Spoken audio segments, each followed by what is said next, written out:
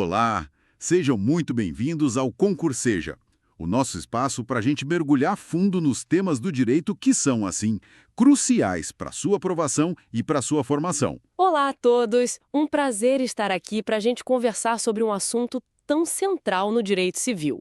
Exatamente. Hoje o nosso papo é sobre algo que está na base de quase tudo na vida civil, né? Os contratos. Mas não só o contrato em si, aquele papel que a gente assina. Isso, vamos falar sobre os pilares, os princípios que sustentam toda a estrutura contratual no direito brasileiro. Aquilo que dá forma e sentido aos acordos. Perfeito. A ideia é a gente destrinchar esses conceitos fundamentais, sabe? Entender como é que os acordos são formados, como eles devem ser interpretados, como eles têm que ser cumpridos aqui no Brasil. E sempre com aquele olhar, né? Buscando entender o equilíbrio delicado entre a liberdade que cada um tem para negociar e a responsabilidade que a gente assume, não só com a outra parte, mas com a sociedade como um todo. É isso aí. Então, vamos começar a desmistificar isso. Muita gente acha que contrato é só assinar e pronto. Mas tem toda uma inteligência por trás, princípios que regem essa relação. Por onde a gente começa essa exploração? Qual seria o ponto de partida lógico? Olha, eu acho que o ponto de partida natural e talvez o mais, intuitivo é o princípio da autonomia da vontade. É a base de tudo, né? Autonomia da vontade soa como liberdade, certo? A liberdade de fazer o que a gente quer em termos de contrato. Exatamente.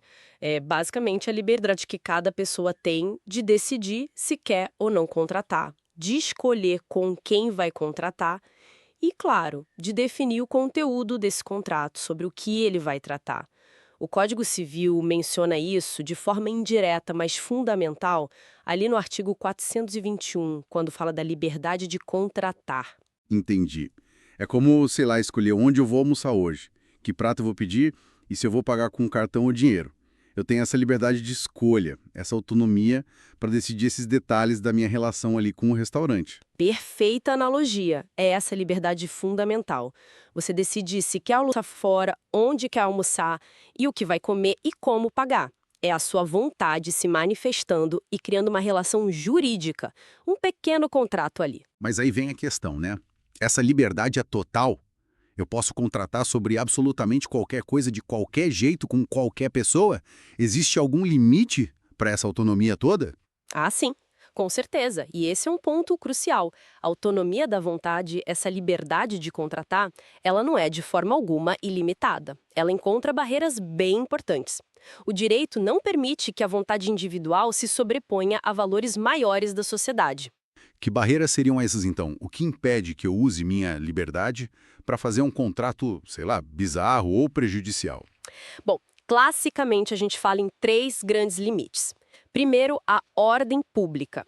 São aquelas normas consideradas essenciais para a organização social e política do Estado que não podem ser afastadas pela vontade das partes.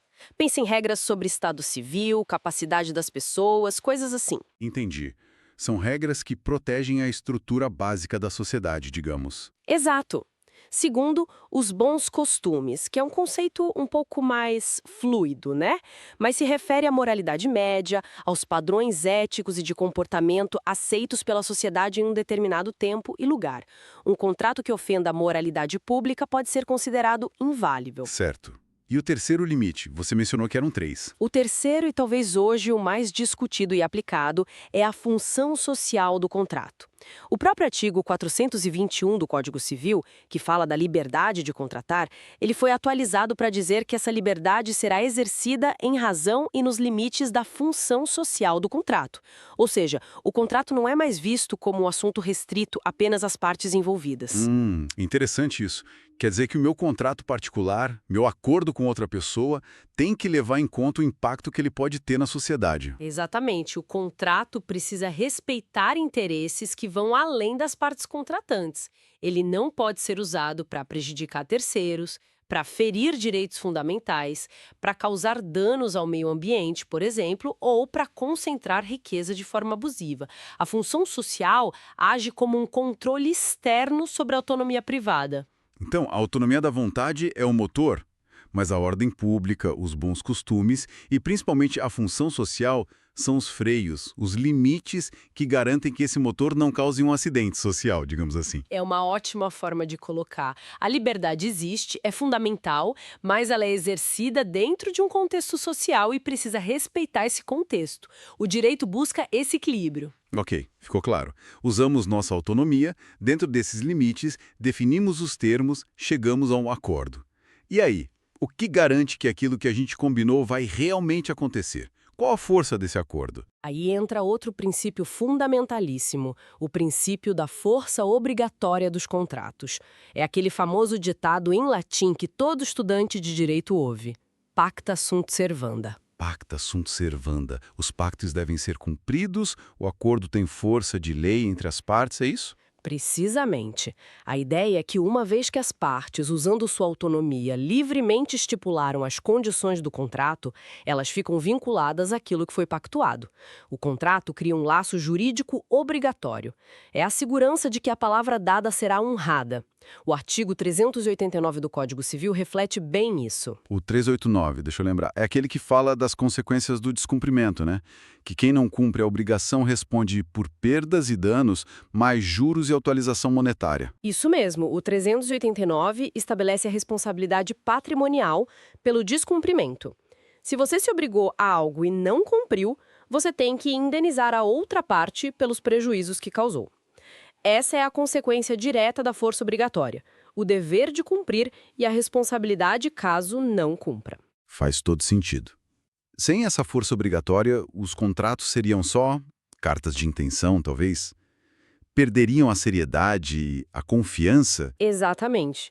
A confiança é a base das relações sociais e econômicas. O Pacta Sunt Servanda existe para garantir essa confiança, para dar segurança jurídica. As pessoas precisam saber que os acordos serão, em regra, cumpridos.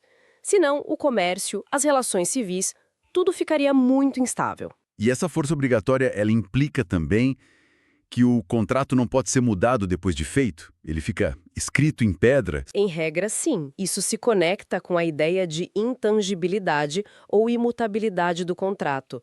Uma vez celebrado validamente, o contrato não pode ser alterado ou desfeito pela vontade de apenas uma das partes. Qualquer modificação exige um novo acordo, um consenso entre todos os envolvidos. Salvo algumas exceções, imagino. Claro, sempre há exceções previstas em lei. Por exemplo, a lei pode permitir a revisão do contrato se acontecerem fatos supervenientes imprevisíveis que tornem a obrigação de uma das partes excessivamente onerosa. É a chamada teoria da imprevisão, que está lá no Código Civil também, nos artigos 478 a 480. Ou em situações específicas de proteção ao consumidor, por exemplo. Entendi. Então a regra é: o contrato obriga e é estável. Mas o direito também prevê mecanismos para corrigir injustiças extremas que possam surgir depois. Exato. A força obrigatória não é cega. Ela dialoga com outros princípios, como veremos adiante, para buscar um resultado justo. Mas a premissa básica é a obrigatoriedade e a estabilidade do que foi pactuado. Ok. Então temos a liberdade de contratar, com limites, e a obrigação de cumprir o que foi contratado. Mas como se deve cumprir? Só seguir a letra fria do que está escrito no papel já basta? Ou tem algo mais aí? Ah, tem muito mais. E aqui a gente entra num dos princípios mais importantes e, eu diria, mais transformadores do direito contratual moderno. O princípio da boa-fé objetiva. Boa-fé objetiva. Sempre ouço falar, mas confesso que às vezes parece um pouco abstrato. O que significa objetiva nesse contexto? Não é só a intenção da pessoa? Não é só intenção, essa seria a boa-fé subjetiva, que é relevante em outras áreas, como nos direitos reais. A boa-fé objetiva, consagrada de forma explícita no artigo 422 do nosso Código Civil, é um padrão de conduta. É um dever imposto a todos os contratantes de agir com honestidade, com lealdade, com transparência, com correção. Um padrão de comportamento ético, então. Isso. É como se a lei dissesse: olha, ao contratar e ao cumprir um contrato, você não pode agir de qualquer jeito. Você tem que se comportar como uma pessoa de bem, uma pessoa honesta e leal agiria naquela situação. É um dever de agir corretamente. E o artigo 422 é bem claro, né? Ele diz que os contratantes são obrigados a guardar, assim na conclusão do contrato como em sua execução, os princípios de probidade e boa-fé. Exatamente. E a interpretação que prevalece hoje na doutrina e na jurisprudência é que essa exigência de boa-fé vai além do que diz o 422. Ela se aplica a todas as fases do contrato. Todas as fases, como assim? Sim, desde as negociações preliminares, antes mesmo de o contrato ser assinado, fase pré-contratual, durante toda a execução do contrato, obviamente, e até mesmo depois que o contrato já foi cumprido, fase pós-contratual. Em todos esses momentos, as partes têm que agir com boa-fé. Nossa, isso amplia bastante o alcance. Pode dar um exemplo de dever de boa-fé antes ou depois do contrato? Claro, na fase pré-contratual, por exemplo, surge o dever de não romper as negociações de forma abrupta e injustificada, se a outra parte já tinha feito investimentos ou criado uma expectativa legítima de que o contrato seria fechado. Romper, assim, pode gerar dever de indenizar, mesmo sem contrato assinado, por violação da boa-fé. Entendi. E depois? Depois de cumprido, podem existir deveres pós-contratuais. Pense num contrato de venda de um software. Mesmo depois de entregue e pago, o vendedor pode ter o dever de informar o comprador sobre uma falha de segurança crítica que descobriu depois, por lealdade. Ou o dever de manter sigilo sobre informações confidenciais que obteve durante a relação contratual. Faz sentido. A relação não termina abruptamente com o fim das obrigações principais. A lealdade deve perdurar. Exato. A boa-fé objetiva cria uma teia de deveres que vão além do simples dar ou fazer o que está escrito.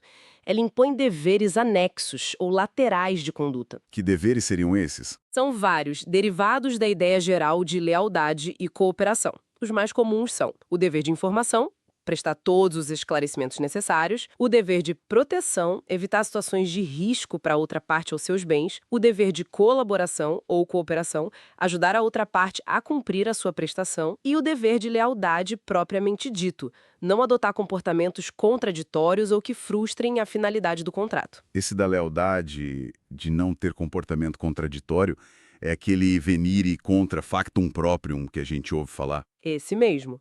É a proibição de ir contra um comportamento anterior seu que gerou uma expectativa legítima na outra parte. Por exemplo, se você sempre aceitou o pagamento do aluguel com um pequeno atraso sem reclamar, não pode, de repente, sem aviso, querer cobrar multa e juros retroativos por isso. Seria um comportamento contraditório, desleal, violando a boa-fé. Entendi. A boa-fé, então, funciona como um guia de conduta ética durante toda a vida do contrato e até um pouco além. Ela exige mais do que o mínimo legal. Exige um comportamento decente, digamos. Perfeito. É um princípio que traz ética para dentro do contrato.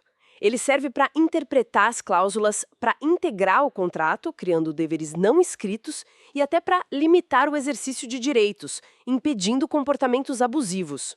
É realmente central no direito contratual contemporâneo.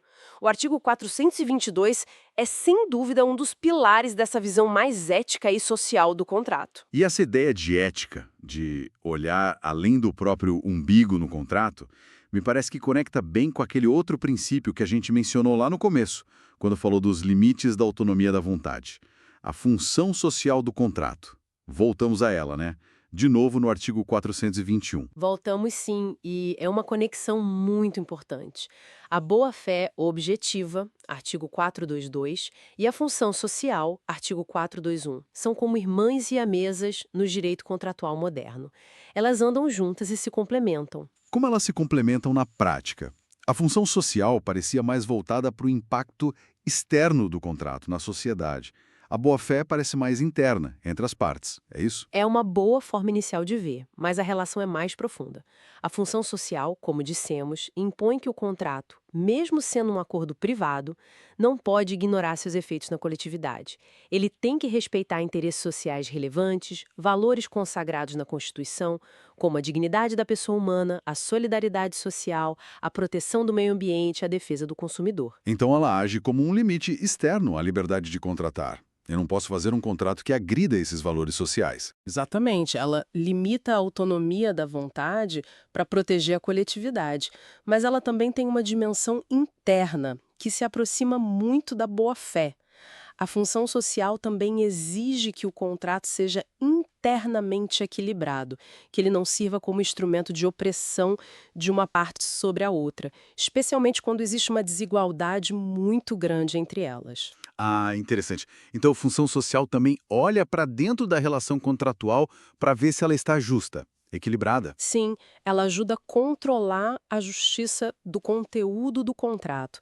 Por exemplo, cláusulas que sejam excessivamente onerosas, que coloquem uma das partes em desvantagem exagerada, que sejam abusivas.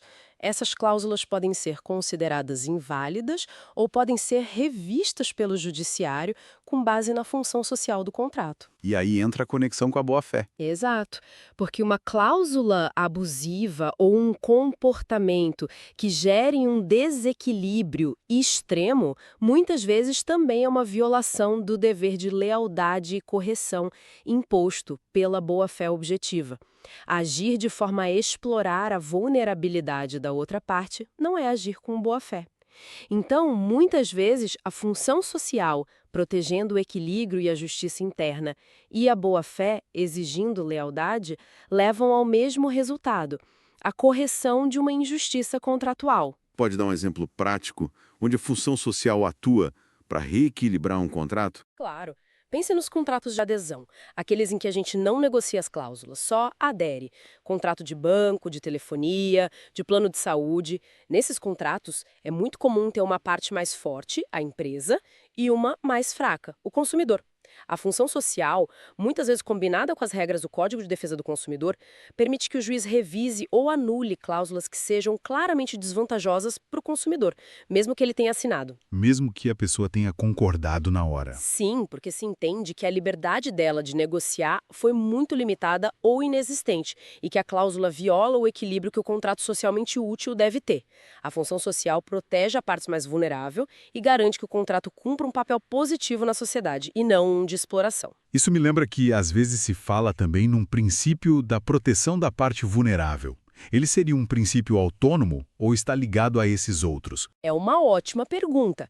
Há um debate sobre isso, mas a visão majoritária é que a proteção da parte vulnerável, como o consumidor, o trabalhador, o aderente em geral, é, na verdade, uma concretização dos princípios da boa-fé objetiva e da função social do contrato. Ah, então não seria um princípio à parte, mas uma aplicação específica desses outros dois. Exatamente. Quando o direito protege o consumidor, por exemplo, anulando uma cláusula abusiva, ele está aplicando a função social, garantindo que o contrato de consumo não seja um instrumento de opressão, e também a boa-fé objetiva, exigindo que a empresa haja com lealdade e não explore a vulnerabilidade do cliente. O Código de Defesa do Consumidor é um exemplo claríssimo de como esses princípios se materializam para proteger quem está em desvantagem na relação. Entendi. Então, todos esses princípios, autonomia da vontade, força obrigatória, boa-fé objetiva e função social, eles não agem isoladamente, né? Eles formam um sistema interligado. Perfeitamente. Eles dialogam o tempo todo. A autonomia permite criar o contrato, a força obrigatória garante seu cumprimento, mas a boa-fé e a função social vêm para qualificar essa autonomia e essa obrigatoriedade. Elas garantem que a liberdade não vire abuso e que a obrigação seja exercida de forma leal e socialmente responsável. É um sistema que busca um equilíbrio dinâmico entre a vantagem individual e os valores coletivos. É uma visão bem mais complexa e, eu diria, mais justa do que aquela ideia inicial de contrato é lei e ponto final. Sem dúvida, é o reflexo do que a gente chama de constitucionalização do direito civil. Os valores da Constituição Federal de 88, como a dignidade humana, a solidariedade, a justiça social, eles irradiam para todo o ordenamento jurídico, inclusive para os contratos. Esses princípios contratuais são a forma como esses valores constitucionais se manifestam nas relações privadas. Muito bom. Acho que conseguimos ter uma visão bem abrangente desses pilares. Então, tentando amarrar tudo isso, o que a gente pode dizer que é a essência do contrato no direito brasileiro hoje? Qual a grande mensagem por trás desses princípios todos? Olha, eu diria que a essência é justamente esse equilíbrio. Contratar no Brasil, hoje, é um ato de liberdade, sim, autonomia da vontade, mas é uma liberdade responsável. Você tem o poder de criar obrigações, força obrigatória, mas esse poder vem acompanhado de deveres. O dever de agir com ética e lealdade, boa-fé objetiva, e o dever de considerar o impacto do seu acordo na sociedade e respeitar os limites impostos pelo interesse coletivo, função social. É uma dança constante, então, entre o eu posso e o eu devo, entre o interesse individual e o coletivo. Exatamente. O contrato deixou de ser visto como uma fortaleza isolada da vontade das partes e passou a ser entendido como parte de um tecido social maior, sujeito a valores éticos e sociais. É um instrumento de cooperação que deve ser justo tanto internamente, entre as partes, quanto externamente, perante a sociedade. Excelente resumo. E para a gente fechar, como é de costume aqui no Concurseja, que tal a gente deixar uma provocação, uma reflexão final para os nossos ouvintes, conectando esses princípios clássicos com a nossa realidade atual? Ótima ideia. Pensando em tudo isso que a gente conversou, boa-fé, função social, equilíbrio, lealdade, fica a pergunta: como esses princípios estão sendo ou deveriam ser aplicados nas novas formas de contratação que surgem a cada dia na era digital? Interessante. Você diz contratos feitos por aplicativo, termos de uso de plataformas online, relações de trabalho na chamada gig economy. Exatamente. Pense nos contratos de adesão digitais, os famosos termos e condições que ninguém lê, mas clica em aceito. Onde fica a autonomia da vontade real aí?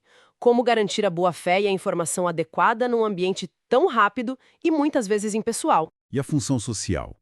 Como ela se aplica a algoritmos que definem preços, ou condições contratuais, ou a plataformas que intermediam serviços, mas se dizem meras ferramentas tecnológicas? Pois é. Como garantir que a lealdade, a transparência, o equilíbrio e o respeito aos direitos fundamentais e aos interesses sociais não se percam no meio da tecnologia, da automação, da inteligência artificial aplicada aos contratos?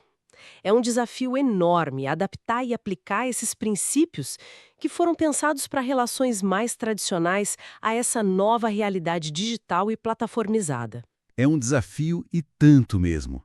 Como manter a humanidade e a justiça do direito contratual no mundo cada vez mais mediado por máquinas e códigos? Fica aí a reflexão, né?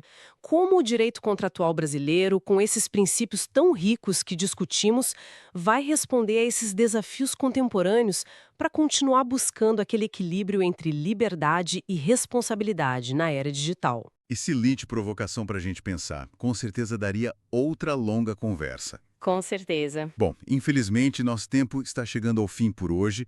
Quero agradecer imensamente pela sua participação e por compartilhar tanto conhecimento de forma tão clara e acessível. Foi uma aula. Eu que agradeço o convite. Foi um prazer discutir esses temas tão relevantes. E a você que nos acompanhou, muito obrigado pela audiência aqui no Concurseja. Esperamos que essa nossa conversa sobre os princípios contratuais tenha sido útil e esclarecedora para você. Continue estudando, se aprofundando. O direito contratual é fascinante. É verdade. E não se esqueça de conferir os outros conteúdos e cursos disponíveis lá no canal Concurseja para continuar turbinando a sua preparação. Fique ligado nas nossas próximas aulas e nos nossos próximos encontros por aqui. Um grande abraço e até a próxima. Até a próxima, pessoal. Bons estudos!